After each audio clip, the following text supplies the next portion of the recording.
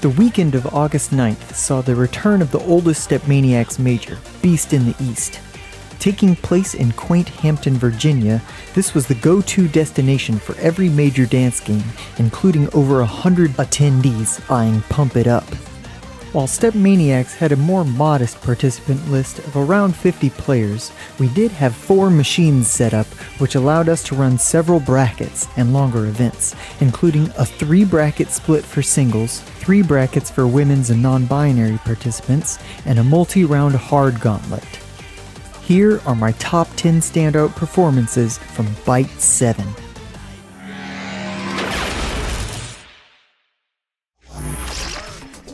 Sprite kicked off the wild bracket with a bang, doing spectacularly well compared to others in his seed range, even considering other players who got a bye in the first round. He 2-0'd Ceiling Fam, Lost, and C Timmy, and even knocked My Brand into losers, earning him the top spot of lowers and a ticket to the mid-bracket. Lower-ranked players looking for inspiration for how to hold their own through bottom brackets should study Sprite's nearly flawless run.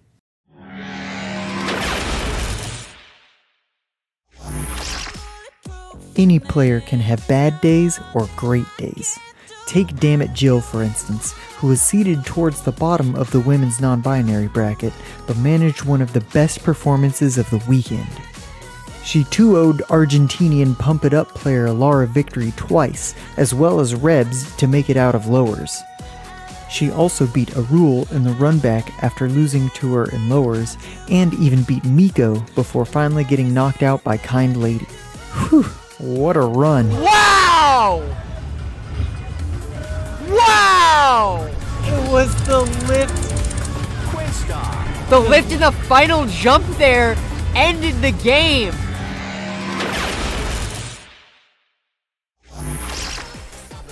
While he didn't get much stream time, Kmoney made it rain this weekend, starting off with a great performance in wild uppers.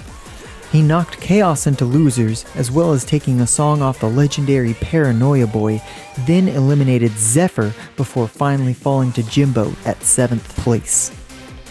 He also did fantastically in the hard gauntlet, being the only player not to have been on the losing side of a 2-song set after 7 rounds. Though he didn't bring home the gold, 2nd place ain't bad, and if this is how he does at his first major, I can't wait to see how he does in the next one.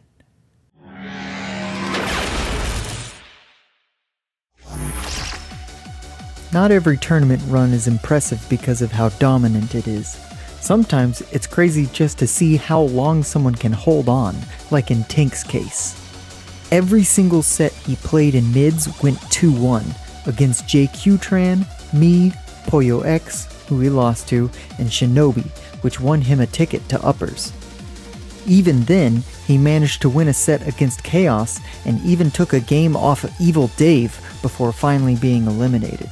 This guy can hold on to his tournament life like it's nobody's business.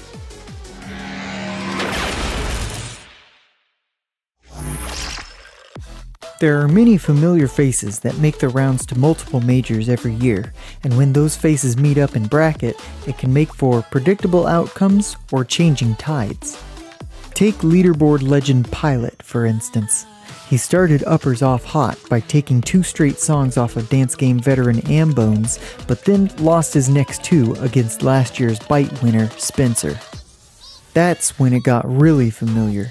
In losers, Pilot's opponent was MCAT, who he had faced and lost against in 3 tournaments prior, and unfortunately for him, this day turned out no different, with MCAT winning a clean 2-0 sweep. Chin up, Pilot.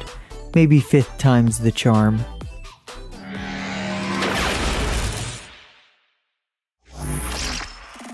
While Jimbo hasn't attended a huge number of tournaments, he's placed in the top 4 in all of them, and Byte ended up being no exception.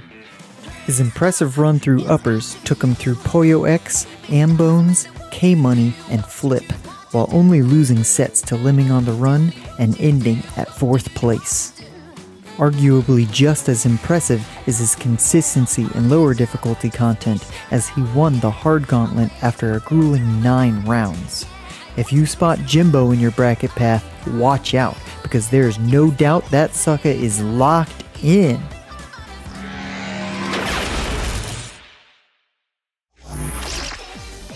Nesquik has had moderate success in women's events at prior tournaments, but her run through the SMX women's non-binary bracket is one for the history books, starting at the bottom of mid-division and not losing a single set until winners finals in uppers.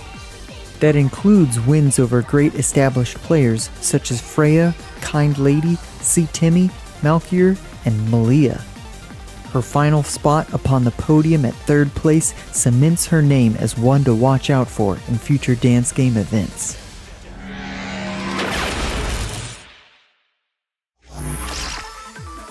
Liming on the Run had never been to a tournament before, though we've seen some shockingly good performances from first-timers in the past, especially ones as high on the leaderboards as he is. But the names Liming took on his path were astonishing, including great players like MCAT, Evil Dave, and Jimbo twice. He even APC'd Glowing in the Night in his losers finals match against Spencer, though he clapped back with an APC of his own on Frozen Fire, which ended Liming's run at 3rd place. When this Lemming starts running, he don't stop.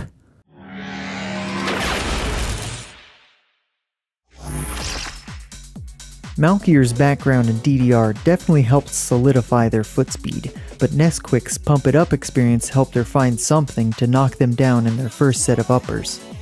But that just kicked off an insane losers run from Malkier, where they 2-0'd great players like C. Timmy, Shinobi, Malia, and Nesquik in the run back, earning them a ticket to Grands. Though they fell short of victory against the high-ranking veteran MCAT, 2nd place is certainly worth celebrating. Plus, they tied for 4th in hard, and 2 podium finishes at a tournament this big is truly something special.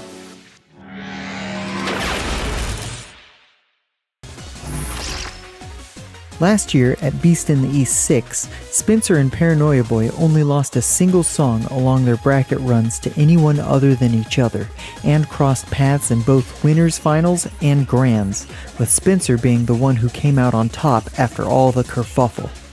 Since then, they both have placed in top 8 in multiple games across multiple tournaments, and that continued through Bite 7, where their advances across multiple brackets held up the top few rounds of just about every tournament they were in. Which brings us to the SMX bracket, where they both lost only a single song to anyone other than each other along their paths through uppers, and faced each other in winners finals and grands. But this time, after the 10-song back and forth, it was Paranoia Boy who ended up taking the crown, becoming your new Beast in the East StepManiaX champion. That's my thoughts on Beast in the East. Do you like the new standard of multi-bracket tournaments? And how long until Spencer and Paranoia Boy will get a bracket all to themselves? Thanks for watching, and be sure to subscribe if you want to see more updates like this one. And double thanks to my patrons Werdwerdus, Red Note, and Cowlauncher for supporting the channel. Peace!